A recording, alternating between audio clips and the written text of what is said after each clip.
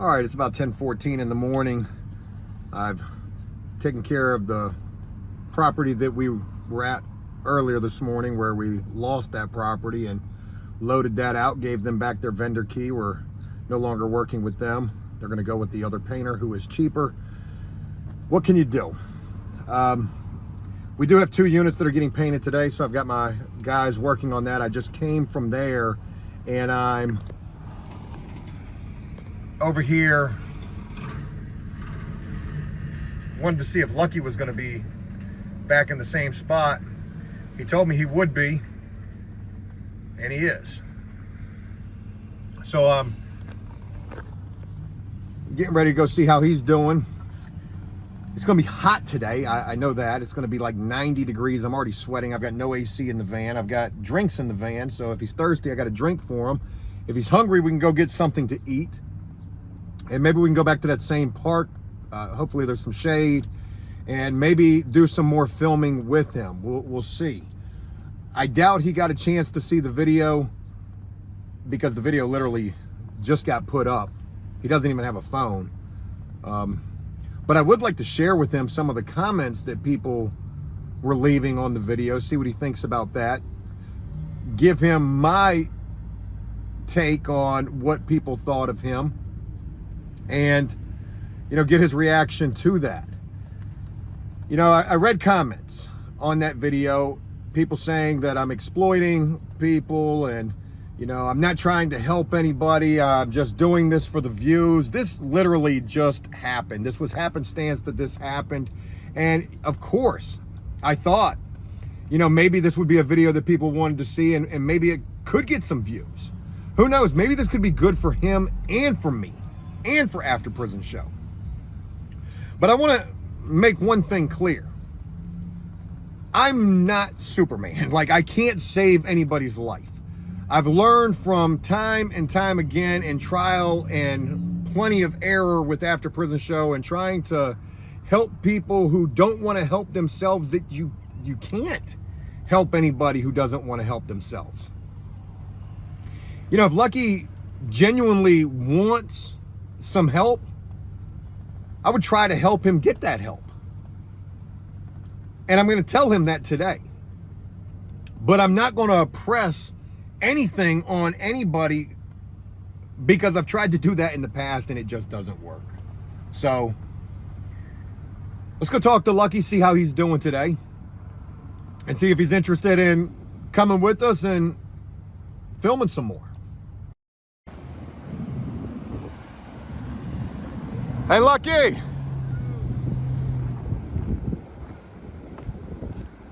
I told you I'd come back today.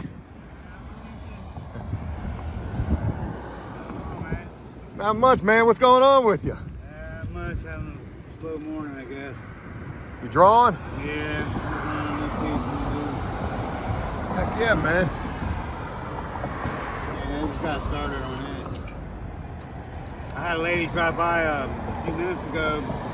Wants me to make a sign for, you know, welcome home, family, something or another. And she said she's going to bring me a car. A piece of cardboard she wanted me to put it on. That's pretty cool. They barely ever come back when they say they're going to come back, though, man. That's kind of rare. I see you got some little things to hold your signs up with. Yeah, this the wind keeps blowing them down. It's a real pain in the ass, man. But, you know, gotta work with what I got, right? Heck yeah. Hey, you want to come hang out with me for a little while? Absolutely. Let's get off this corner, man.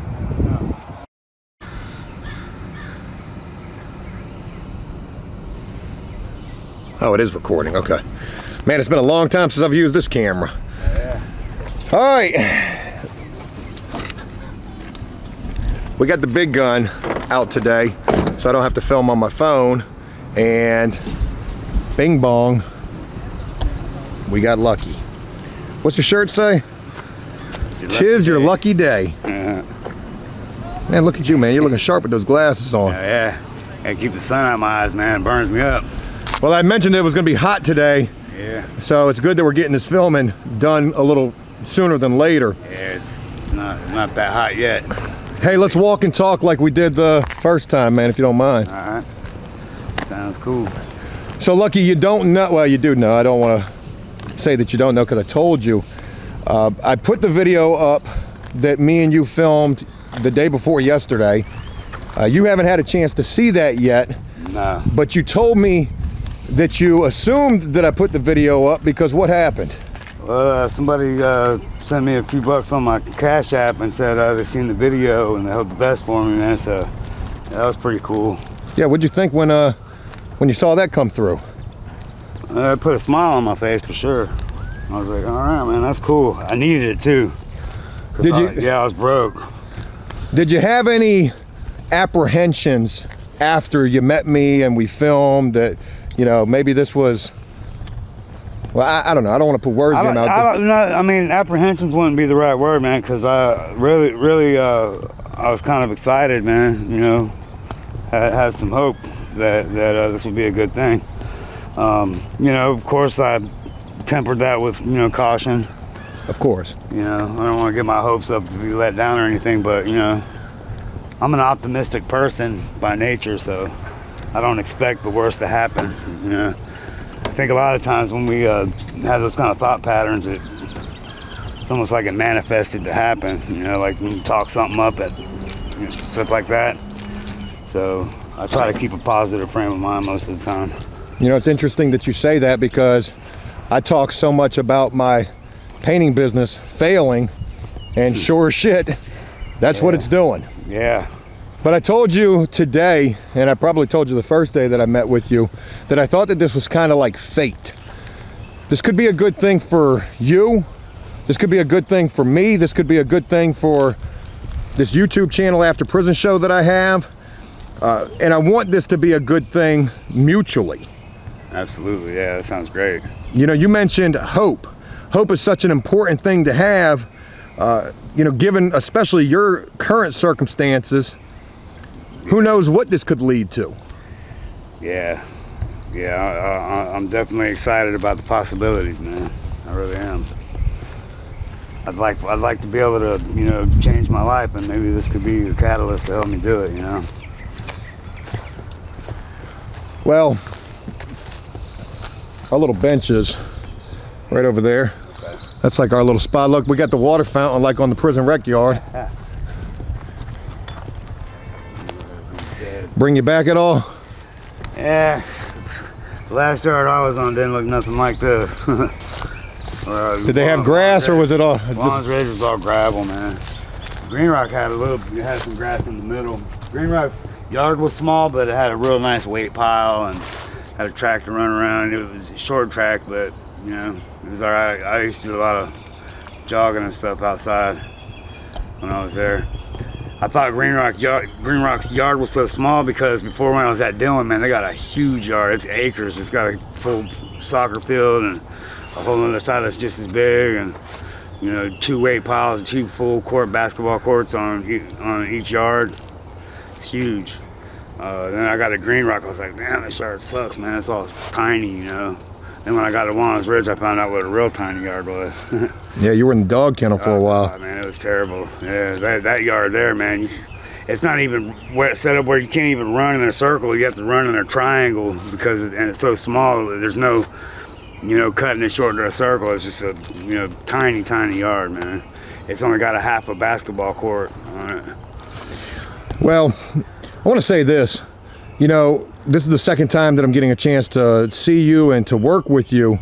You know, you're looking pretty good. Well, thank you. I don't know if it's the glasses, if it's the shirt, but you ain't looking bad given the circumstances. Yeah, well, I try not to let myself get too bad. But the first time I met you, man, I was pretty rough. I had gone a few days without a shower, but a buddy of mine got a hotel room, so I was able to go shower and stuff yesterday. Well, good for you. Usually I wash up, like if I don't have access to a shower, I'll go in 7-Eleven and, you know, it's lock the door and strip down and wash up in the sink, you know. Yeah.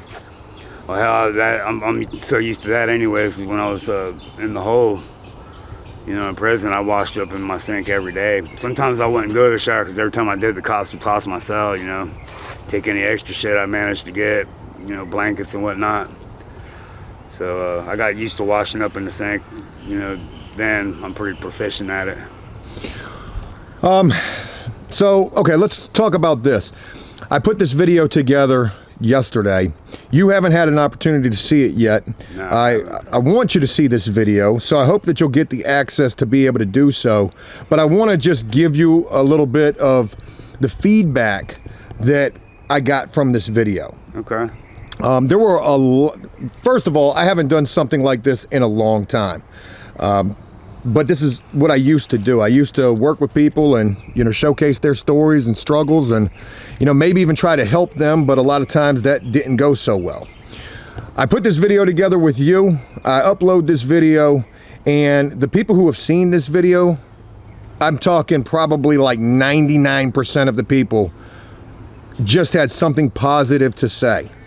Sending a prayer, sending a, you know, a well wish, and, you know, thinking of you and hoping that you would be able to get beyond your current circumstances, hoping that you would be able to get beyond the addiction and overcome the homelessness. You know, I tell you that, what do you think? Yeah, man, that's really cool, man. There's probably 300 plus comments on that video, and like I said, 99% of them are positive comments. The 1% are mostly bad comments about me. Oh, really? Saying, oh, here Joe goes again, exploiting people for views, and, you know. I don't feel like I'm being exploited at all, man. I feel like I'm, you know, being given an opportunity, so yeah, I don't agree with that at all. I'm really happy that, you know, people are, you know, sending me positive things, because, you know, that's what I need. Positive energy, man. You know, if you get the opportunity to see this video, more important than the video is just going into the comment section and just reading these things that people have to say about you. Matter of fact, I don't know if you, I don't want to make this sound crazy, but I'm going to show you my phone and the comment section on this video and just let you go through this. Okay. And just read some of these things that people are saying. I titled this video, just to let you know, Life After Prison and Homeless, Lucky Story. Currently this video has 9,000 views, 333 comments, but like, read this comment right here from this person, NorCal. Okay, homeless is no joke. I can see how much you care, and I hope Lucky can get a GoFundMe account and pray for a small miracle in a big bad world. Cool, man. Yeah, would you be able to like show me how to set up a GoFundMe account? So that's a real touchy subject for me. Maybe in the future, you know, we could cross that bridge. Right. And the reason why I say that is because I have done GoFundMe accounts before for people. Mm-hmm. Sometimes, obviously, I get none of the money. It would be, you know, completely your thing. Yeah, I would help you set it up. You're going to need a bank account to where the money can go to. My Cash App account. What about Chime? I have a Chime account. I don't know if I don't know enough about it. Maybe those could work. Okay. But what I could do for certain, aside from a GoFundMe, is certainly link your Cash App. Okay. You know, if people want to send you a few bucks to help you out, I've got no problem with that. I don't need any parts of that at all. The GoFundMe just is a bad taste in my mouth from previous experiences and, yeah, you know, things. You told me a little bit about that, I think. Yeah, I can definitely understand that. And then another thing, I want to be completely candid with you. You know, you're in a tough situation right now with the addiction. Yeah. You know, I don't know necessarily. It has nothing to do with me at all. So if people were sending you money, you know, I wouldn't want to see you OD and die. Right. Well, I don't need people to send me money if that was going to happen, man. I get plenty of money myself for, unfortunately, for that problem, man. Extra money to me would mean being able to get hotel rooms and, you know, sleep inside sometimes. For real. Love to be able to get an apartment, man, but, you know. Baby steps. I plan on. I was telling you a little bit early before on the ride over here, man. I'm gonna go to rehab real soon. I had already been planning on it, you know, for a couple months, and then this thing with my hand had an infection. I had to go have surgery, and then the surgeon told me, you know, I couldn't really be doing all that during this, you know, pain management reasons, and Also, you know, the wound was an open wound, and it had to be seen by the surgeon, you know, a few times a week. So that's over with now. It's healed up enough now. I think I can go. Now it's just a matter of you know, getting to it. Well, look, again, kind of a touchy subject for me, but I will say this. You know, I've definitely tried to help guys in the past, and maybe I've been a little too overbearing with that help. Hey, I'm gonna help you. You know, I don't know. I guess what I'm trying to say is the help that I've tried to give guys in the past, it didn't work, and maybe I felt like I could help them get sober, but I can't help anybody. Nah, man, that's an illusion that people have, that they can help somebody get sober. It has to come from the person. They have to want it, and I do want it, man. Like, I'm tired of everything that goes along with it, you know. Well, if and when you're ready, I would be more than willing to help you get there, you know, see you through with that. We don't even have to film that. Like, that could just be a personal thing. If you wanted to share it, obviously, you know, that would, you know, I'm not gonna lie, I would love to be able to showcase a success story of somebody getting clean and turning it around, especially somebody in your situation, Lucky. Yeah, you know what, man? I told you before, man, I want this whole experience of me doing this, you know, filming for you. I want it to be something that hopefully can, you know, help others, because, you know, at the very least, if I can help somebody else, you know, in any kind of way, prevent them from doing it, or maybe give them inspiration to, you know, go get clean, you know, God willing, I can go get clean myself, and I can, you know, lead by example. That's what I'd really like to do, you know. I want to ask something of you, and, you know, forgive me for asking this on camera. So you shared with me your Facebook name. Right. I was able to go see your Facebook. Yeah. I was able to see pictures of you right after you were released. I've seen this whole totally different Lucky. Yeah. Would you be okay if I shared a picture? You know, I won't put your name out there or anything like that, but would you be okay if I shared a picture of what you look like after you got released? Sure. Yeah. Versus, yeah, I was actually going to suggest you do that, man. Versus the way you look now, because it is completely different. I'm probably about 50 pounds lighter now, and I know I look a little bit more strung out, for sure, you know. I'm not saying that at all, you know. That's what I think myself, you know, because like today you look well put together. Like I said, I clean up pretty good, you know. Like I said the other day when you ran into me, man, I'd been, you know, it'd been, you know, 4 or 5 days since I've been able to get a shower or anything, and I've been sleeping outside.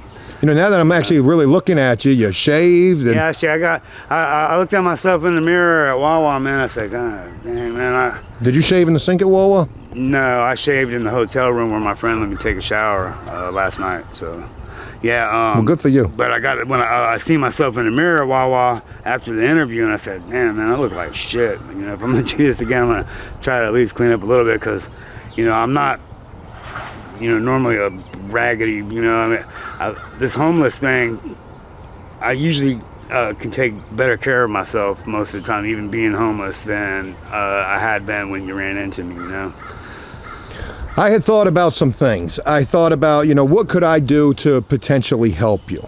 Obviously, I will pay you for your time. It's a double-edged sword for me, because, again, I want to do things that would be productive for you. Right. You know, money can only do whatever money's going to do for you, and it's certainly not life-changing money that I'm able to give to you. But I thought about some things. I said, you know, what if we went and got you a haircut? Yeah. Or got you something to eat? Yeah, man. Would you be interested in getting a haircut? Of course. Of course I would. I wish I knew how to cut hair. I wanted to get a haircut before today's interview, man. I just didn't have the means to do it, man. I'll take you and go get a haircut today. That'd be awesome, man. Get you a meal. Like, I gotta tell you, man, like, you know, I'm not a vain guy, but, you know, sometimes I look in the mirror and I'm like, man, you know, I used to be, you know, a good looking guy, man. Women used to love me, and, you know, the lifestyle that I've lived has, you know, worn me down a little bit. You know, I stayed healthy in prison, but by that point, like, you know, making methamphetamines and all that, what landed me in prison in the first place, and of course I was using a lot of it, man. It ate up my teeth, my top teeth. They weren't all gone. I still had some good ones in the front, but there weren't enough to hold a partial, so the dentist told me that they had to pull all of them if I was gonna get a partial made. Pull all my top teeth, man, and man, that's I'm telling you, I'm so self-conscious about it. It really, really bothers me. And then I got stuck with no teeth for almost 3 years because COVID hit, and I was stuck in the whole green rock. They said I had to wait till I got to Wands Ridge, and then when I got to Wands Ridge, they didn't have a dentist for the first 2 years I was there. And when they finally did get one, I had a year left, and it took almost that whole year for me to get through the waiting list to see them. And then they put a rush on it and made my dentures, and I got them 2 days before I was released, and they didn't fit right. So, you know, they wobbled and I couldn't eat with them at all. So, you know, I quit wearing them all the time because they were uncomfortable.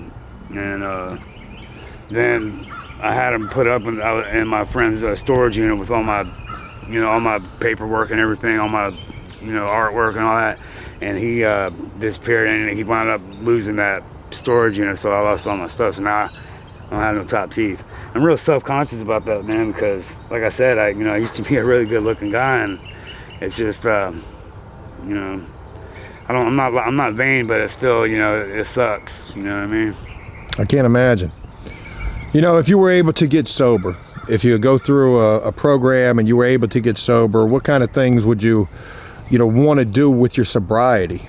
Working, you know, obviously getting a place. Yeah, man, I want to focus on my artwork, man. I want to get licensed to tattoo, you know, and if I had the kind of money where I could afford to lease a place to set up a shop in, man, that'd be awesome, you know. And I want to get dental implants done, so, you know, I got to make good money to do that because they're expensive as hell, you know. You know, stuff like that. But also, I want to be able to bring my boys to come, you know, stay with me in the summertime if they want to, you know. I have a 19-year-old son, and I have a 12-year-old son, and man, I miss them both terribly, you know. And I just don't have the means to be able to go see them and stuff. You know, traveling isn't cheap. Where are they at? Well, my younger son is in Tennessee, and Bluntville, Tennessee, and my older son's in Cincinnati. No, you can sit down if you want to. Yeah, my feet are killing me, man. I got blisters on the bottom of both of my feet, man. Walking, you know, I walk a lot, man. You know, at least, you know, 10 miles a day, probably, you know, a lot more than that, usually. Just getting around town. I walk all over P-Town, man. Let me get a little more, I don't know how this is gonna look, actually. Yeah, usually I would have a tripod or something. Actually, you know what I can do? I can lift this up. All right, so we just took a little brief intermission. It is a little warm out here. And during that brief intermission, I was telling Lucky the story about Joker, a guy that said that he served 3 life sentences. And anyways, a bunch of crazy shit. But I want to switch gears with you a little bit, Lucky, and I want to go back to your prison experience. Okay. There was a question that I had in mind, and it was, how did you survive prison? You know, you and me have some similarities. You were a tattoo artist while in prison, and I was as well. And I got to imagine that that was probably a big part of how you got by and made commissary. Absolutely, man. That was my bread and butter. Tattoo guy always has a full box, and, you know, whenever there's stuff around, it gets high. Did you work more for commissary or more for, you know, the drugs? You know, commissary was the main thing, but, you know, I would get street money too, you know, cash apps and stuff for, you know, doing sleeves and stuff like that. And that street money I would usually use to buy, you know, Suboxone strips, man. That's the main thing that's available, you know, in prison. Yeah, I remember when I was in there, they were starting to become a hit. Yeah, there's a lot of money in that, man. Green Rock's flooded with them, you know. Yeah. Tattooing was how you survived?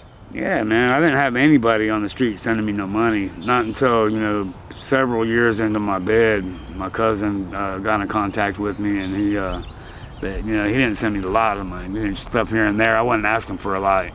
You know, pretty embarrassed asking my people for money when I'm locked up. I don't like to do it. So my sister, she you know, she's just like me. She's been in and out, you know, for a long time. So you know, as a matter of fact, while I was down, my sister was in and out of prison twice, you know, while I was down. And but when she was out on the street, she would always send me money whenever I asked her, and she knew what it was for, so I didn't feel like a piece of shit, you know, lying. Guys do that a lot in there, right? Oh yeah, damn right. And I've seen guys pretend like they're being extorted to get their family to send money. Like, all right, man, you know, talk to my mom, tell her, you know, you need this money because you know, I lost at the poker table, or just to protect me because there's guys in here that want to fuck me up, or, you know, whatever. I mean, I've seen some crazy shit people doing there to get money out of their families, man. A lot of it made me sick to watch, you know. Yeah, that's pretty low to, you know, go to those depths just to support a habit. Yeah. So we took a little intermission, and during that time you were telling me that that's when I was asking you how you were surviving prison, and we were talking about the tattooing a little bit. You had mentioned that when you got to receiving, which is where you go when you get out of, when you leave the jail and you're first getting to prison, you get to receiving, and you mentioned that you had caught a bunch of charges as soon as you get to receiving. Yeah, I was supposed to go to you know, level 1 when I first got there because my points were so low. I was, you know, non-violent offender, you know, I was in there on drug charges, and you know, I was already, you know, over 35 years old, which you lose a lot of points off your security level for being over 35, and you know, the non-violent offender, my age, and a few other things combined, you know, I had basically no points. So you know, I was supposed to go to level 1, but like I said, you know, tattooing is how I make money, and I don't like not having food in my box, so you know, I went straight to it. And you know, I got caught 5 times. I caught 5 tattooing charges while I was in receiving, which raised my security level up. So I never even had a chance to go to a level 1. How long were you in receiving for? About 6 months. So you get 5 tattooing charges. How were you getting caught? Like the guards just walking up on you, or were people telling you? A couple of times the guards got lucky, but there was people telling on me, man. There was this one guy, he was in a wheelchair. His name was Frank, man, and he was such a asshole. I mean, like, Frank? Yeah, his name was Frank. Was he a white dude? Yeah. Was he from Virginia Beach? Did he have a glossectomy bag? I can't remember if he had any kind of bag. He was a older guy, brown hair, mustache, and he could really, he was in a wheelchair. But the funny thing is you know, whenever you know, chow came or anything, man, he could hop up and move a little bit quicker than you would expect somebody being in a wheelchair, you know. What I'm telling you, I think I know who this guy is. I think I've even spoke on this guy in the past. I think I was in prison with this guy. Can you tell me anything about the way that he looked? He was probably about, I don't know, at the time I guess about 50 years old. He was a little, you know, had a kind of a big belly. Tall guy, small guy? He was probably about 5'10", maybe a little shorter. He wasn't a little guy, but he was a sloppy fat guy. Yeah, I don't know if it was the same guy or not, but it's interesting that you say a guy named Frank in a wheelchair, because when I was in prison, there was a guy named Frank in a wheelchair, and he was also a snitch. And was he not really really didn't need to be in a wheelchair per se? Like, he could have done just fine with maybe a cane or something like that? Possibly, I can't really remember. This guy, man, like he pissed me off, man. He ran over my foot with his freaking wheelchair, man. About broke my toe. And, you know, I didn't flip out on him because, you know, this guy's in a wheelchair. But later on that day, I seen him hop up out of his wheelchair because the microwave was open, and him run and put his shit in the microwave before anybody else could. And he moved pretty quick on his feet for somebody in a wheelchair. So after that happened, man, I was like, man, this son of a bitch broke my foot, and he doesn't even really need that fucking wheelchair. So I told him, I was like, man, you know what? I gave you a pass about running over my foot because you're in a wheelchair, man, but your ass hopping up pretty quick for that microwave, dude. I was like, man, I was like, you know, that's pretty fucking shitty, man, you know. watch where you're going in that chair, man. I know that you can fucking really walk. I'm not gonna be so nice if you do it again, you know.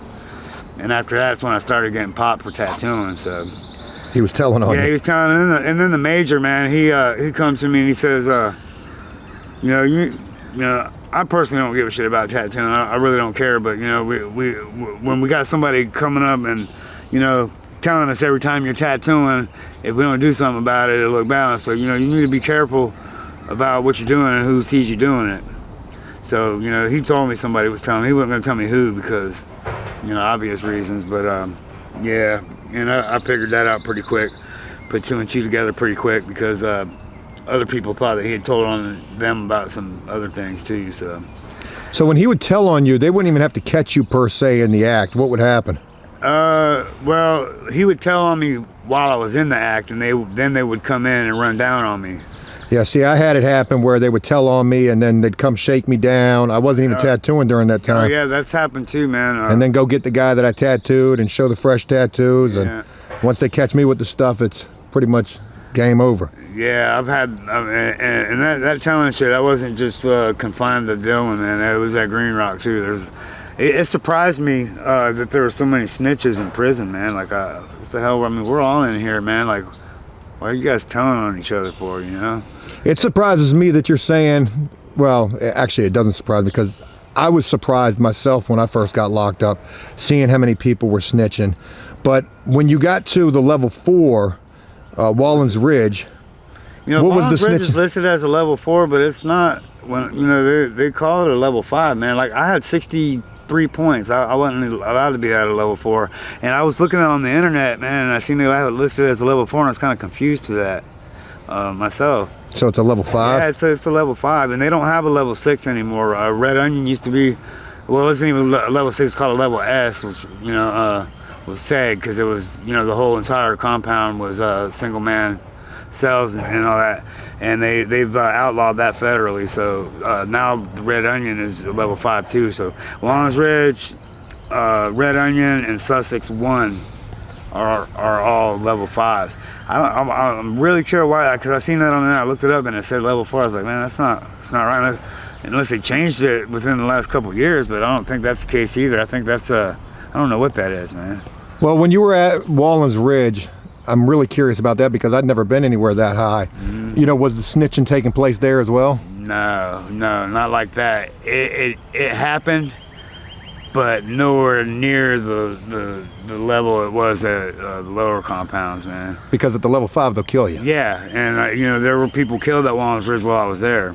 Matter of fact, two people were killed while I was there. One almost was killed, my cellie, man.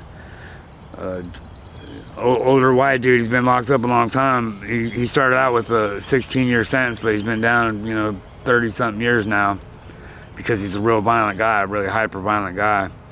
And, you know, he's a good dude, man, like, you know, really good dude, and he liked me, and, you know, and we got along real good. But I gotta admit, man, like, sometimes I was nervous being in the cell with him, man, because he's a killer, you know? And, you know, I just, you know, didn't want to do anything to piss him off, you know, because if a fight with a guy like that in there, that's going to be you know, more than likely a fight to the death, you know. You said you saw him almost get killed, or almost killed? He almost killed a guy. It was a gang member that told him he couldn't get on this phone because that's, you know, that was I don't even want to say the gang because I don't want to get any. It was their car. It was their phone. Yeah, their car. So they said you can't use this phone. And so that night, you know, he pulls out his knife, man, and he's fucking sharpening it on the ground all night, man. And he gives me all his contraband shit. Says, you know, when they come get my shit, man, make sure you send everything, you know, and here, you know, I'm giving you what you can have, but everything else, you know, make sure they get it. I was like, yeah, of course, man. You know, I tried to talk him out of doing it, really, because you know, I didn't want to see him, you know, get himself fucked up or whatever. But he's like, nah, man. He's like, I gotta do this shit. I gotta show these guys. You know, they think they can own a phone here, man. And you know, they got the right one this time, man. You know, he's the type of guy. He gets real pissed off about white guys not standing up for themselves and shit, because it makes, and it's true, man, it makes it hard for the rest of us. You know, I spent, you know, a lot of time, you know, having to prove them wrong, because, you know, people get the idea in there that, oh, all these white guys are soft, you know. And I used to, man, really, to be honest, man, I would get aggravated to see, you know, guys not standing up for themselves and making, you know, shit harder for me in the process, you know. But anyways, Duck was you know, had the same line of thought when it came to that. So he's like, man, you know, I gotta show these assholes. And he got the guy on the phone that he told Duck he couldn't get on, and Duck stabbed him in the neck a whole bunch of times, man. Like, it was pretty gruesome. The guy lived. Yeah, barely. That's what Duck said. He said, man, I'm trying to send him home in a pine box. That's what he said. Because later on, they actually let him back out on the yard, not even that much later, man. It was like maybe 4 months later, he was back on the yard, and they didn't even transfer him. But Juan's Ridge is up in the mountains, man, and you know, the guards there are all white, and I think personally that they applauded him for what he did. You know what I mean? So they didn't even transfer him or nothing, man. He was back on the yard, and as a matter of fact, pretty soon he had a job, and he was out there picking weeds along the fence line on the yard and shit while I was out of the wreck. That's you know, how I got to see him again. That's crazy. Yeah, it is crazy. All right, look, I don't want to do too much here. I told you I wanted to go get you a haircut. You want to go get your haircut? Hell yeah. Damn right I do. I'd love to get cleaned up a little bit, man. I was telling you before about, you know, being self-conscious of my appearance and stuff, man. Like, I don't want to come across as vain, but still, you know, nobody wants to, you know, look like a bum, you know what I mean? Let's go try to get your hair cut. Hell yeah. All right, we're doing lunch. Lucky and me at Zaxby's. Shout out to the 5-finger chicken. Yeah, it was delicious too. We're gonna eat. All right. Damn right.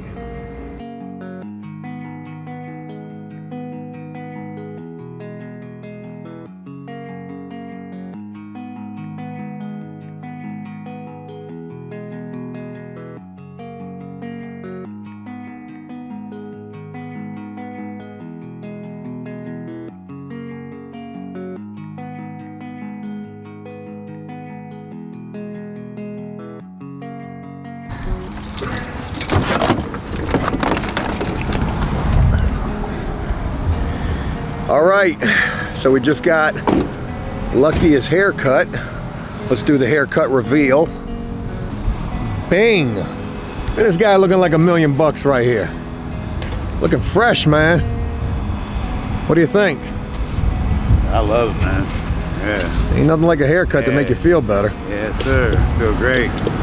Man, we got a chance to eat some lunch, get a haircut, shoot the shit a little bit, hear a little more of your experience, and you know, what's going on with you, your thoughts on what people are saying, seeing you in video.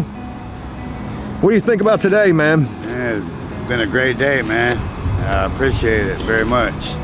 Well, tis your lucky day. Yes, sir. Look, we're gonna wrap it up, man. It's my hope to get up with you this upcoming week. Yeah, sure thing, man. Do some more work with you and see what you're gonna do. Absolutely, man. I'm looking forward to it. I appreciate your time, man. I'm gonna look forward to seeing you soon. All right, sounds great, man. Take care. Appreciate everything too, man. Thank you. Yes, sir. All right.